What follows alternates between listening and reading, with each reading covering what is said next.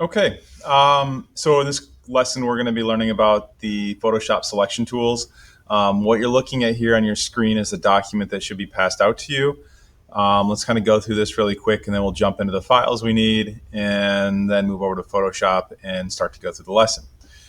So this is a document that should obviously be passed out to you, but you'll also have a copy in Classroom that you can pull from if needed.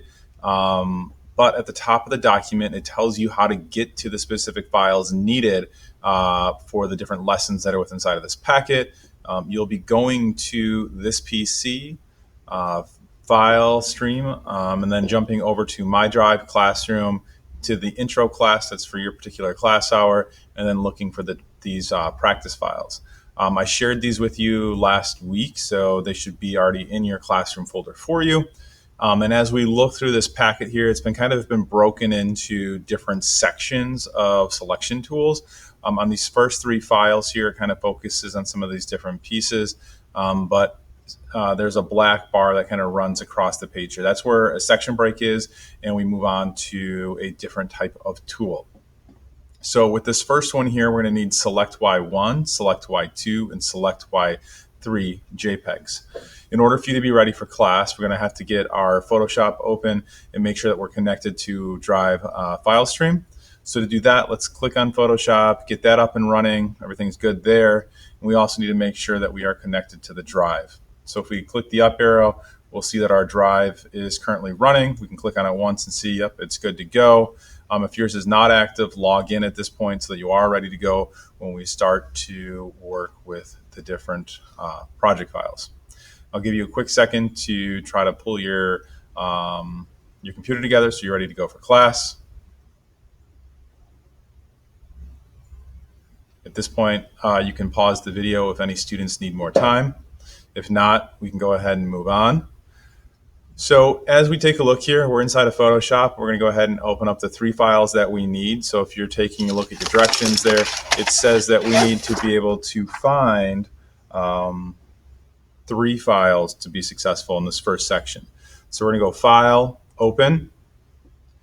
Yours will be a little more, you'll have more files in your particular folder than mine. But what we're looking for are these three JPEGs here. So you want to look for the selects, then look for the Ys. To select more than one file at a time, there's a couple different ways you could do it.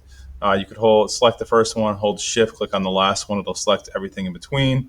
Or what you can do is click on one, hold Control, and then click on the other pieces you want. But this will allow you to open up more than one file at a time. Right? We're trying to work smarter than harder.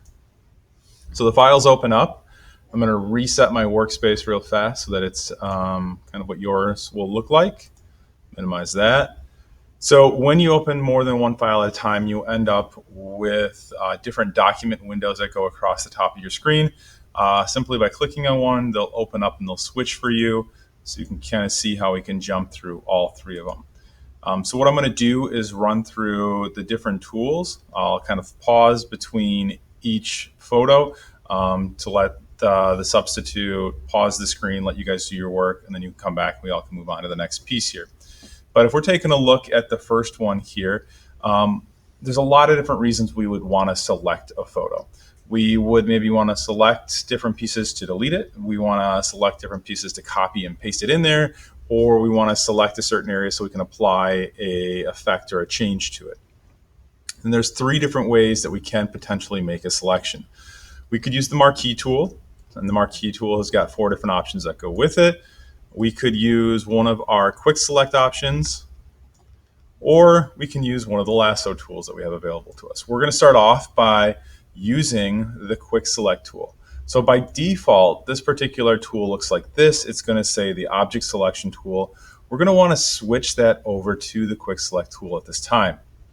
And when looking at this here, there are some tips and tricks that I like to tell students about that you could potentially write down that's not in the note sheet for you. And that's when working with this tool here, we see that there is a brush, right? And if I use my bracket keys on my keyboard, bracket keys are located right below the backspace key. I can either left click on the bracket there on the left one, or right click to increase on the brackets. And that makes a huge difference when you are trying to make a selection. So I just zoomed in there. I'm gonna make a medium-sized brush and I'm gonna start to drag through the flower. And you can see with the quick selection tool, it's done a really good job of picking just the flower. But if for some reason it had jumped over here and gotten some of that green, there's ways that we can modify our selection without having to completely start over. I'm gonna make my brush smaller. So I'm using the left bracket key. And then I'm going to hold the Alt key on the keyboard. You'll notice a couple things have taken place. My circle has now a minus sign running through it. And on the toolbar up top, you can see it also shows a minus symbol when I'm holding the Alt key. So I can click and drag through that green portion, and it has been removed from my section. So now what we've done is we've got a nice selection of the flower. So anything inside of the selection will be affected by what we are trying to do. We're simply going to do a quick filter to this just to see a change take place. So we're going to go to the filter menu, come down to stylize, and click oil painting. We're not going to change any settings, and we're just going to click OK. Once you've done that, we need to remove this dancing line that's going around the flower, which is our selection, right? That selection is technically referred to as the marching ants. To get rid of that, we're going to press the Control D key on the keyboard. So Control D, D as in dog, and it will remove the selection for me.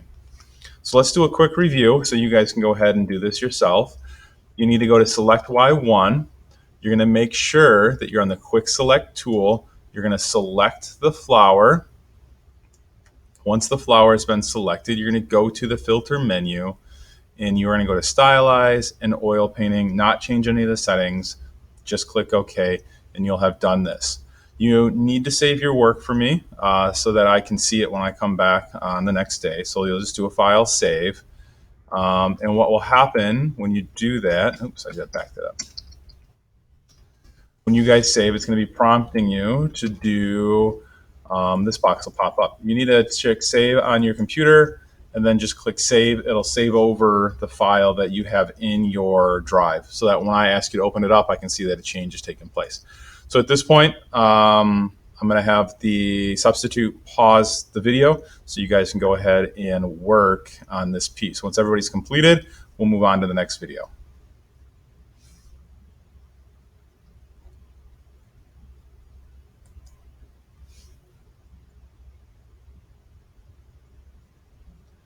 Okay, so now we're going to move on to the second photo, which is select Y2.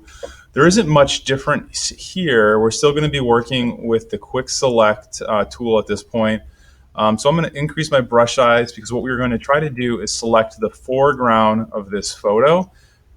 So let's start dragging through here and you'll see that it does a really good job at selecting the foreground for me. And I've gotten all the rocks and the foreground part selected. Another reason that we would want to do a quick selection is that we need to change the contrast and brightness with this photo. What we we did in the first photo was called destructive editing. We physically went in there and altered the appearance of the pixels. What we're going to do now is called non-destructive editing. So if we're taking a look at our layers panels here, there are a couple different things that we can see. We have an eye. That eye will, it's locked right now. We'll talk about that in a second. Right here in the bottom, this is our new layer adjustment. Anytime we click in here, these are all going to be non-destructive ways to affect the photo. And that's really what we want to do when we're working in Photoshop is do non-destructive editing. Meaning that we're not going to ruin the original pixels. We always can go back and fix it. So with our selection being made, we're going to come in here and click on brightness and contrast, and we can see a couple things have taken place. A new layer has been added into here. If we click on that eye icon, it'll go away. All right, I can turn it back on and it's effective. Over here on the right, we have our properties panel for this particular layer. So if I increase my brightness and do my contrast, you can see I've just done it so little extreme just so you guys can see it take place. So if I turn the eye off, turn the eye on, you can see how it's just being applied to that area we made our selection. And the way that it's being non-destructive is that it's actually added a mask to our layer. This layer portion right here, white is revealing the area that we wanted to, black is hiding. That's why we don't see any changes taking place up there. You can add multiple different effects to a photo by doing it this way and making different selections. If you want to go back and edit it later, so I just go ahead and I select that layer, and you can see right here, I can come back and modify that piece and make it nice looking again. So that one was quick. So in recap, what you need to do is open up Select Y2, get your quick select tool, and make a selection of the foreground and the rocks, leaving the sky out of it. Once you've done that, you are going to go down to the new layer adjustment option, and you're going to choose brightness and contrast and play with that. Once you've made those changes, go ahead and save it so I can see it the next time I come back to class. At this point, the sub can go ahead and pause the video and allow the students to complete their work.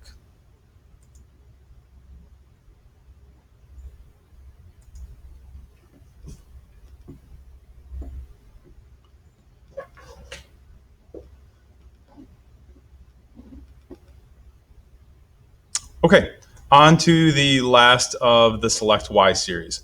So in this particular piece, we're going to switch tools. We are going to jump over and start to use what is called a marquee tool. This one's a little more involved than the last two options here. We're going to be destructively removing some of the pixels, and we're going to be adding a black background and a new layer. And then we're going to make a copy and paste part of a selection and create a new layer that way. So first things first, let's go ahead and make a selection of the left-hand side of the photo here. You'll notice I started my selection off here in the gray, so that makes sure I get all of the pixels that I want to get. And I want to delete this portion of the photo. To do that, what I'm going to do is come over to the lock key in the layers panel. That means that this layer is locked and that nothing can happen to it right now. We need to turn off the lock, so I'll click the symbol once. You'll see that it's been renamed to layer 0. Then if I push the delete key on the keyboard, I can see that I've made it transparent. This area now, another photo could go into it, or I can fill it with a color. We need to get rid of those marching ants, right? So we need to push Control D. And we need to add a new layer below layer 0 that our black is going to sit into. So I'm going to hold the Control key and click on the new layer symbol. It's that plus symbol right there in the layers panel. You'll notice that my layer has been created below layer 0.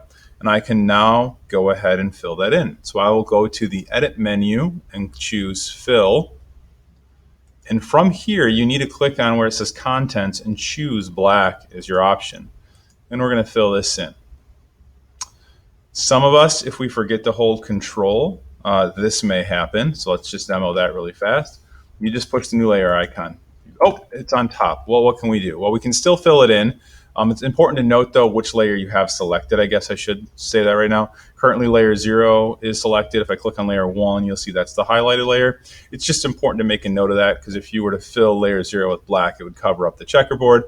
So now we're going to go back. Layer 0 selected. We're going to go to the Edit, Fill menu, and choose black. It's technically just sitting on top there. We need to change our stack order. So what we'll do is drag that down below. And that is good. Let's go ahead and do a little bit of labeling really fast. So if we double click the words layer 0, let's make this photo, and we're going to call it layer 1, just the black background. And now we're ready to start working on getting rid of one of these checkers here. So I'm going to zoom in. And I'm still going to be in my rectangular marquee tool. But this time, I'm going to hold the modifier key Shift. That's going to allow me to make a perfect square selection. So I'm not making a rectangle, it's a square this time. So when you, at this point, want to make a copy of something and duplicate it, you need to understand where you're getting your source pixel from. Right now, I don't have a single layer selected, so when I go to do copy, it's not going to work. I need to make sure the photo layer is selected and active. Then I do a Control C. I just copied the pixels that are from the photo layer, and I'm going to go Control V on the keyboard, and you can see that it's pasted a copy right there. It's a little tiny guy. If I were to turn off those pieces, you would see that I have copied that square. We're going to turn everything back on. We're going to make sure layer 1 is selected. We're going to go back to our Move tool. By default, auto select is going to be turned on your computer, which will mess some students up. So what do I mean by auto select? Well, if I come in here and I don't click right on that square that I made a copy of and I get the checkerboard over here, you'll see, look what happened. The photo layer automatically became selected and it moved on me. That's not what we want to have happen. So we're going to back that up, Control Z. We're going to come in, unselect, auto select. So it's no longer check mark. And when I click on layer 1, it knows that I want to move just layer 1 because its auto select is turned off. I'm going to take that piece and drag it over the top of the other checkered piece there. And now I have modified this and we're going to be saving it so that I can give it a look and give it a grade. So in recap, you need to open up Select Y3. You need to take your rectangular marquee tool. You need to make a selection of the left-hand side. And when it is selected, you need to unlock the layer 1 or background layer. Once it's been unlocked, you can push the delete key. Then you can create a new layer using the new layer icon. Hold Control when clicking the new layer. It'll create it for the back, and then you can fill it with black. You do that by going to Edit, Fill, Fill with Black. After that's been completed, you'll make a copy of one of the blank brown squares, copy, paste it, and move it to cover up one of the checker pieces. At this point, the sub can pause it and allow students to work to try to complete this.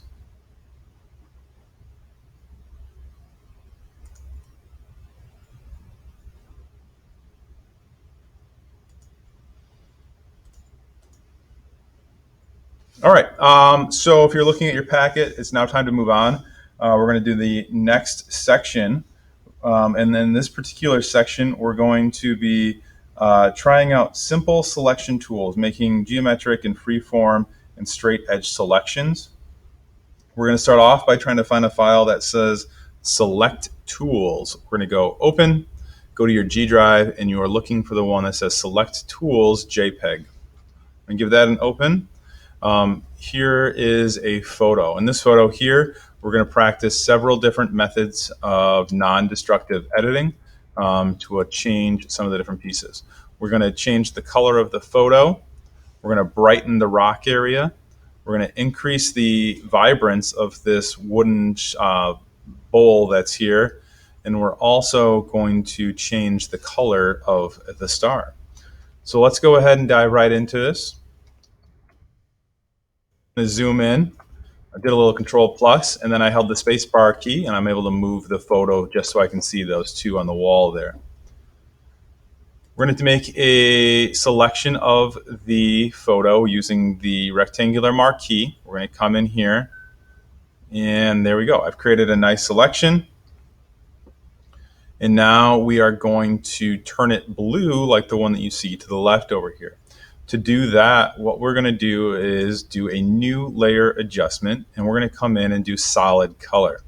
The cool thing with the color picker is here is if I leave the color picker with my mouse and I go over to another object, I can sample that color. So we're going to sample that blue, and you can see how it's made a nice blue box over the top of my photo. We're going to click OK. Wait, I can't see my photo. Well, you need to change what is called your blend modes. Your blend modes are located in the layers panel. If you click the drop down box that says normal, these are all of the different ways that that particular layer can interact with the one below it. We're going to choose color, and you can see that it has now allowed the photo to come through the solid color, thus giving us our photo. I'm not happy with the color, so we can go back and modify it. If you go to your layers panel and you double click on that color swatch, you can pick a new color and you can kind of see how you can get it to match right away. That's much better looking. So we're going to back up, take a quick look at it. Looks great. So I'm going to pause here and let you guys do this work. What you need to do is get your rectangular marquee up. You're going to make a selection of that photo. You then will come down to your new layer adjustment, solid color, select the blue from the photo on the left, and then you will go into your blending options and change that to color. I'm going to stop here and give the substitute a chance to pause the video and let you guys accomplish this task.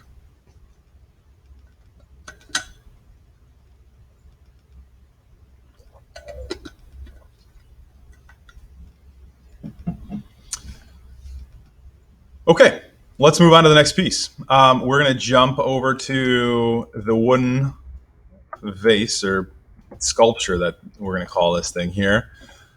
We need to change from the rectangular marquee over to the elliptical marquee at this point.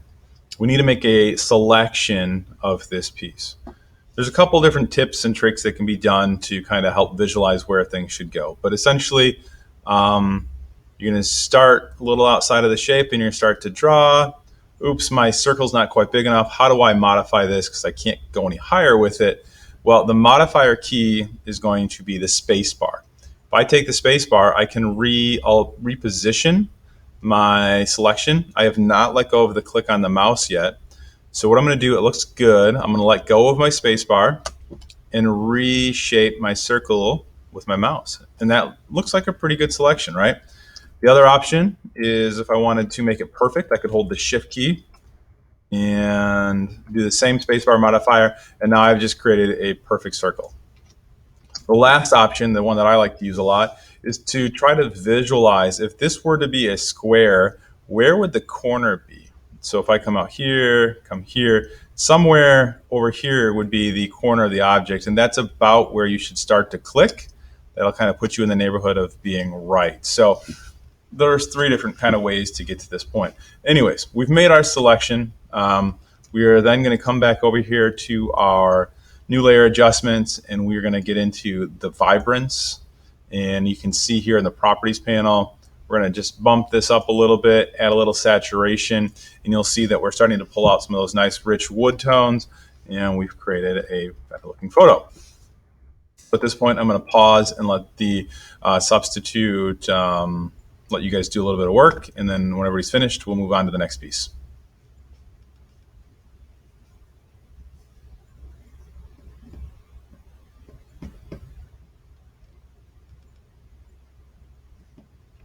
Okay, let's go ahead, jump into the next piece. We got two pieces left. We're going to take this rock and we're going to add a little bit of light to it. We're going to switch tools at this point. We're going to jump over to the free-form lasso. We're going to start to draw around this rock. We don't have to be right on the edge. It's not going to make that big of a difference. We're going around, we're going around. Oh gosh, I made a mistake. All right, so I need to fix that. Well, like I talked about earlier, you can use the Alt key to take away from a selection. So I'm going to hold the Alt key modifier on the keyboard. I'm going to click and drag, creating a selection around the piece that I would like to get rid of. I have to go back to my starting point, and voila, it's gone. So that's how you modify. Shift will add, Alt will take away. We're going to use the blend mode, or the new layer adjustment, brightness and contrast on this particular piece. And then we just go to our properties panel, and we're going to increase the contrast. And if we back this up a little bit, you can see if we turn it on and turn it off, it's like turning a light on it. So that's a pretty cool trick. I'm going to pause here and let you guys give that a try.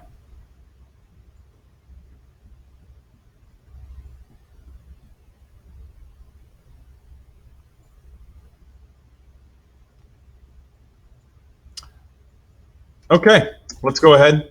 We're going to give this next piece a try. This is our last one for this particular project. It's going to be done with the star. We're going to jump over to the polygon lasso. This works much like the pen tool in Illustrator. We're going to start at the top of the star. We're going to click once, and you'll see as you pull down, you have a little rubber band that kind of shows you where your selection is going to fall. I'm going to work my way around the star, making sure that I click my sides correctly.